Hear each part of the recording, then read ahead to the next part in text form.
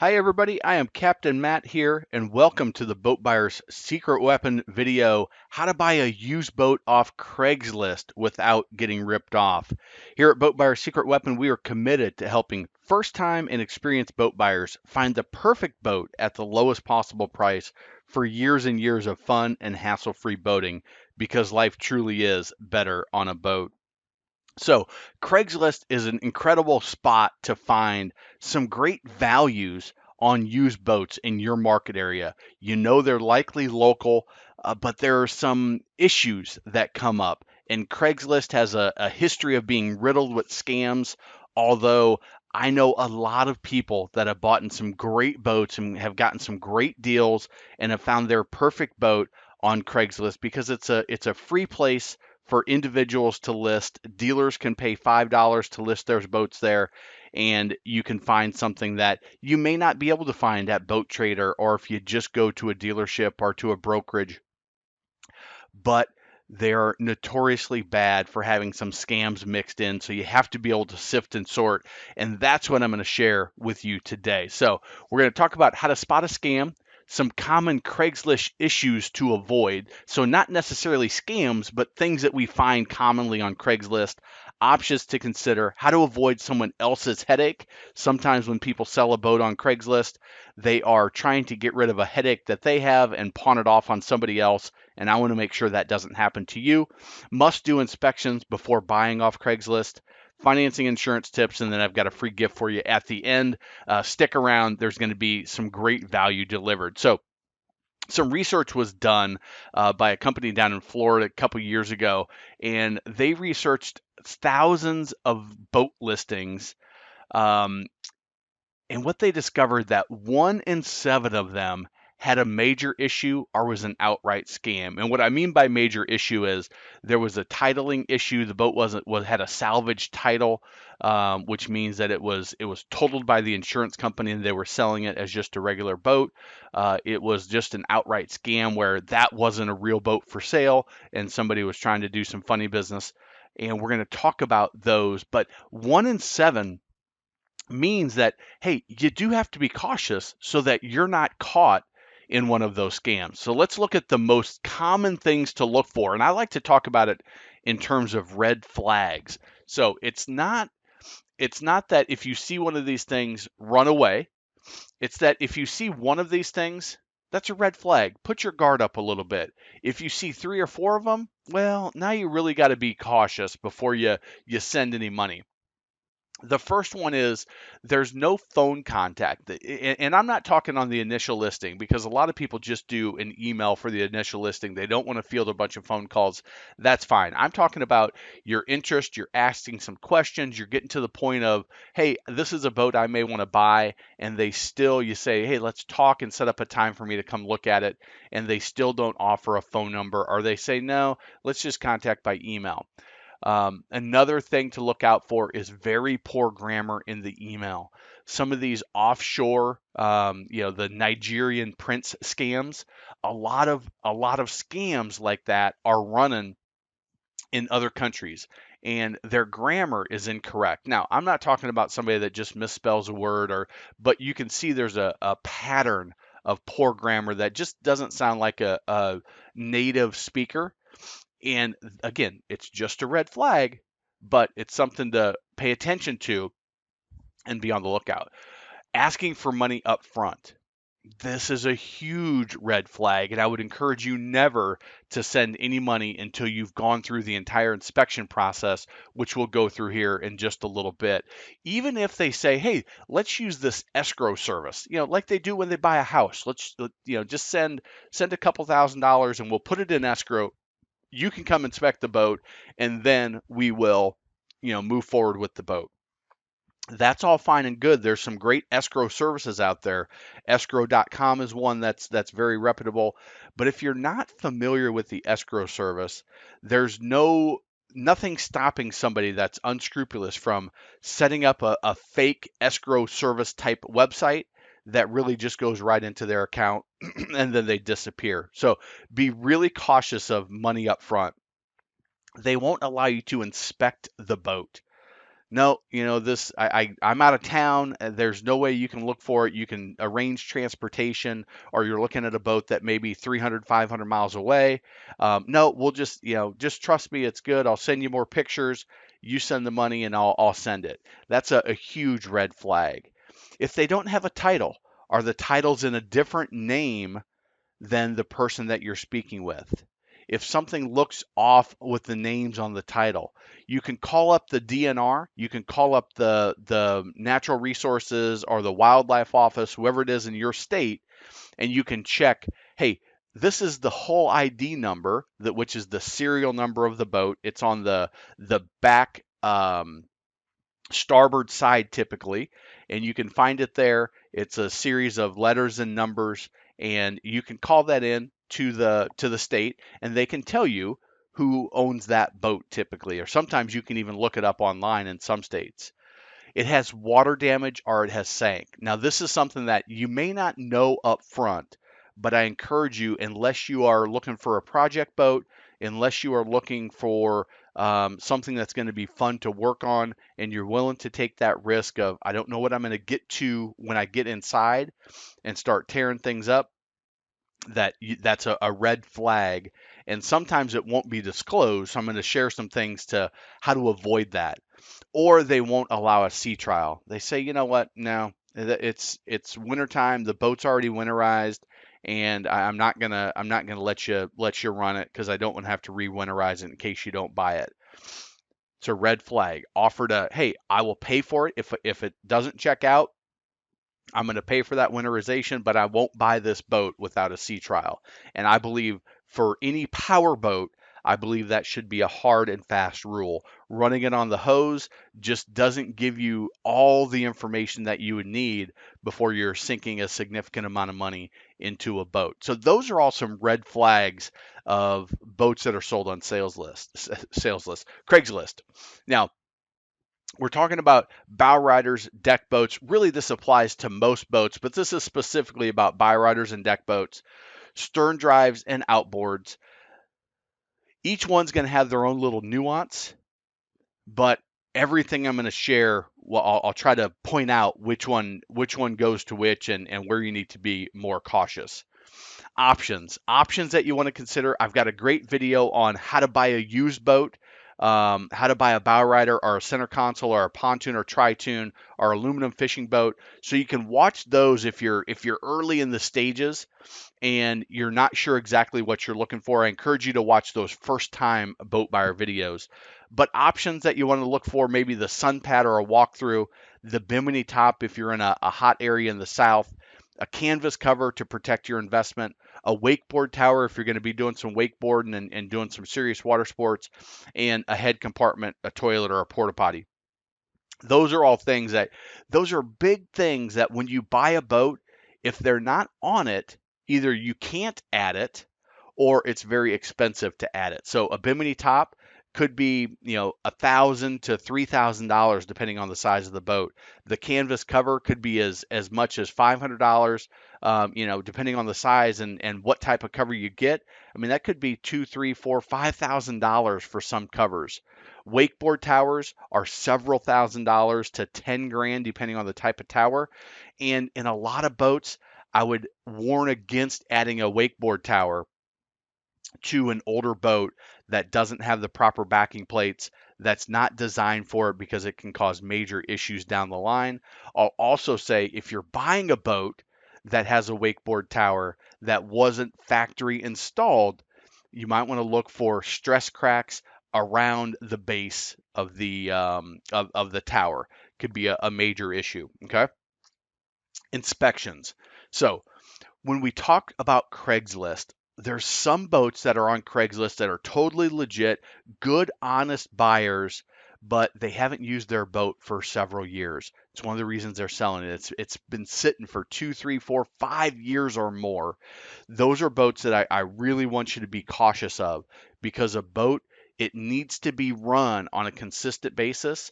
And if any mechanical item sits for a year or 2 years, the gas can go bad, the oil can drain out, and things can start rusting. mechanical parts need to be exercised. They need to move to keep that grease and oil on them, or they can seize up. So you may find that if you have a boat like that that's been sitting for a while, you want to make sure that you do all of these inspections and more. So the first one is make sure it's got a sturdy floor. Get up in that boat and kind of step around on every part, especially by the ski locker, especially by the base of the seats, in the in the transom of the boat where people get in, and that's a place for water to gather. In the 80s, 90s, and early 2000s, they built these boats with wood floors, and it's not uncommon to have a soft floor. Now, there's some cheap fixes that are kind of just band-aids, or there are some big, messy expenses to fix it the right way. And sometimes when you dig in to fix a soft floor the right way, you discover that you have rotten stringers, and there's rot throughout the boat. And now you've got a major, major expense on your hands for a boat that seemed like a great deal at 5 grand, but now it's going to take 7 grand to get that floor back right. So just know what you're getting into. The fiberglass bottom. You want to inspect the bottom of the boat. Did they run ashore? Did they hit a rock or a stump? Are there any big gouges? Now, I'm not just talking little nicks in the gel coat. I'm talking about big gouges in the bottom. And are there blisters on the boat? Did the boat sit in the water for a long time? Blisters are little bubbles that show up on the bottom of a boat when a fiberglass boat sits in the water without bottom paint. It can oftentimes develop blisters over a period of time. They're not the worst thing in the world, but you want to know that they're there. You want to negotiate if they're there. And a boat with blisters can be just fine for a long, long time, but it means that a little bit of water has seeped in through that gel coat layer and is now bubbling up. You want to check the electronics in the stereo system. Again, if a boat's been sitting for a while, or any used boat, it's not uncommon for a fuse to be blown or a wire to be cut, corrosion to happen. So you want to check all of those systems and know what is and isn't working. Lights, gauges, switches. Again, corrosion, wires, fuses, switches being bad, switches being broken, all of those things. If you inspect it, one, you know what you have. You know where all the switches are because the little labels may be worn off. You know what's what. You know what's working and what's not working. And oh, by the way, sometimes when you hit a switch, it looks fine, and then you hit that switch and it breaks. Well, it's probably been broken or was going to break the first time anyway, and now you know. The upholstery and canvas. We talked about how much the canvas can be, but recovering upholstery can get very expensive. You want to look for mold and mildew that's going to be really difficult to get off. You want to look for rips in the seams. Now, again, may not be a deal breaker for you, but you want to know every issue with this boat before you make the decision to give any money. Hatches and latches. You want to make sure what works, what doesn't. There may be a latch or a gas strut that's broken or gone completely. There may be something that's all rusty. You may look in a compartment and it's disgusting, and there's some issues in there that you need to know about. Wiring and corrosion is a big one in the saltwater environment. If you're on the coast, you want to make sure that you check for corrosion. That means check the bow light, check all the connections, and see what you're dealing with. Anywhere that there's corrosion, well, that's difficult to get to stop, and sometimes can be a major, major issue.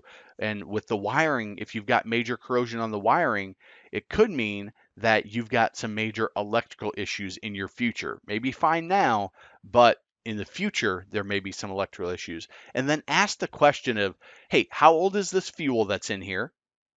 And when's the last time that it was ran on the water? Not just on a hose, but actually ran at the lake, in the river, at the coast, in the ocean, in the waterway, whatever. How old's that fuel and when's the last time it's ran? It can be, if the fuel is 3, 4, 5 years old, you're going to need to drain that fuel before you run that boat. Get all that old stuff out, put fresh in so that you're not getting a bunch of water and debris running through your fuel system and maybe causing it an issue. And if the boat hasn't been run for a period of time, you definitely want to make sure that you follow the on water inspection procedure for the engine. So there's some differences here, outboards and stern drive. So the outboard is just the engine that hangs off the back. The stern drive is inboard, outboard, stern drive, IO. They're all the same. The motor part is in the boat. There's a little black lower unit that hangs off the back that's under the waterline. And the first thing you want to know, if you can, is engine hours. Maybe there's a gauge on the boat. Maybe there's not. If it's a boat in the late 90s, early 2000s, you can probably hook it up to a computer and pull that off on most of them, not all. Some of the Mercruiser 3.0s that don't have hour gauges, you're just not going to know. But you ask about how many hours you think it has on it and try to get a sense. Check the oil and the fluids. Pull out the dipstick, wipe it on a white cloth. Is it dirty and disgusting? Does it need to be changed, or is it nice and clean? The gear lube, if it's an IO, the power steering, if it has power steering. Check all those fluids, make sure one, they're at the proper level, and two, that they're nice and clean. And doing when you buy a boat, I would encourage you to, unless it's just been done and it's documented, just go ahead and change all the oil and the fluids and start fresh. This is the biggest one. This is the number one thing that you need to check when buying a used boat off Craigslist, is check the compression of the engine. So an engine can sound great, you can run it on a hose, everything is good, but there can still be a compression issue, which is the power that each cylinder gives off when the engine is running. So a two-stroke's got two cylinders, and if one of those is low, you want to know about it. A V8, you've got 8 cylinders, and you want to check all cylinders. You can do this with a compression gauge. A marine mechanic will be able to do it with no problem. You just hook it up, pull out the spark plug, hook it up, crank the engine, and it will give you the compression on that cylinder. You want to make sure that the compression is in line with where that engine started when it was new, what the tolerances were and specs were, and you want it within 5 to 10% of all the cylinders. So if one of them is 180, you want all of them to be about, from 170 to 190, kind of in that band is about right. So that compression is key. Don't skip this. You can pay a technician 100, 150 bucks and they will do it for you. Maybe a friend that's a mechanic. You can go out and buy a compression gauge, pretty inexpensive online. Matter of fact, down in the comments of this, you can click on a link to buy a compression gauge. And there's also, I'm going to put a video in there on how to check compression yourself. So you can buy the compression gauge on Amazon. I linked to a couple good ones. And I'll show you a video of how to do it right. Prop condition. Does the prop need to be real? Spin that prop. Is the shaft straight? If that prop is wobbling all around, well, that tells you that they hit something and you bent the prop shaft, which is a boat that you want to stay away from. If the prop just has some dings and gouges in it, if they're not major, maybe you're okay just rebuilding it. Maybe you get a new prop. Maybe it's just some nicks and you can run it like that without too much vibration. You're okay. And then you want to check the condition of the stern drive. On a stern drive, an IO, and inboard, outboard, they're all the same. But you want to check that drive condition. You want to grab that drive and kind of shake it around, make sure the transom is strong, make sure that there's no rot in that transom, make sure it's not soft. You want to make sure that there's not too much give that is indicative of maybe a gimbal bearing going bad. You want to check the bellows and the boot, which is the rubber boot that goes around right up on the transom, right up on the back of the boat. You can kind of poke around. You want to make sure that's nice and soft and supple. It's not brittle. It's not cracking. That means that maybe the boat was left in the water or it's never been changed. And that means water can seep in when you're in the water. It means you'll be taking on water and eventually you'll sink. Bad news. So you need, if they're brittle, you're going to need to change those bellows. And you want to make sure that you check that, because those are repairs that you don't want to, max out your budget on this boat because it's perfect and then have to do the oil and gear lube change the bellows. If the bellows need to be going, then you probably need to change that gimbal bearing. If the prop is dinged up, You have to rebuild the prop, and now you got an extra $1,500 of service that needs to be done on this boat before you're going to be happy with it. So these are all really important inspections that you need to do. Now, the test drive. One of the most important things that you need to do outside that compression, if you can, start it cold. Take it to the lake, take it to the water, put it in, and start it when it hasn't been started before. See what you got. Does it take a long time to start up? What's going on with it? Listen to it at idle. Just let it sit there and idle. Does it stay running for 3 or 4 minutes? Does it sound like it's gonna die out? Does it run at a really high RPM? Does it sound off? Is there any odd sounds to it? Then you want to take it out into the water. Make sure you've got your safety gear. Make sure you're a competent boat driver. If not, bring one with you. Have all your safety gear. Be in good conditions. Pay attention to that.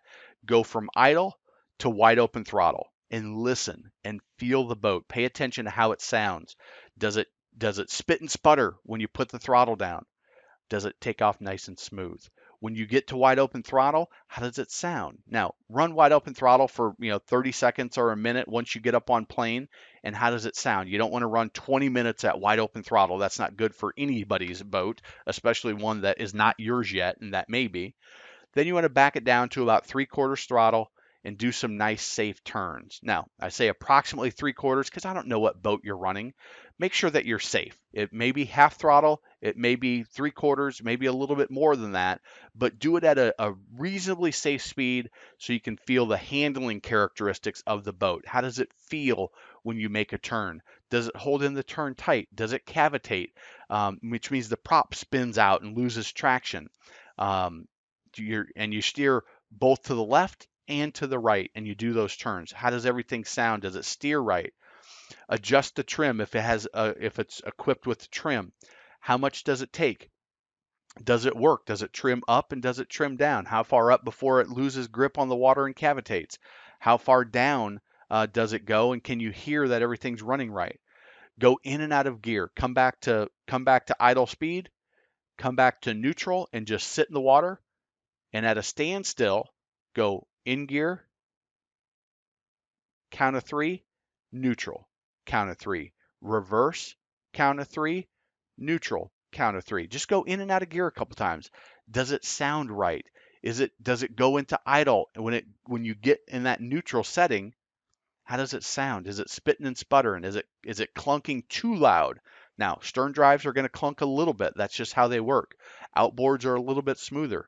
Older outboards may clunk a little bit, but does it sound right to you?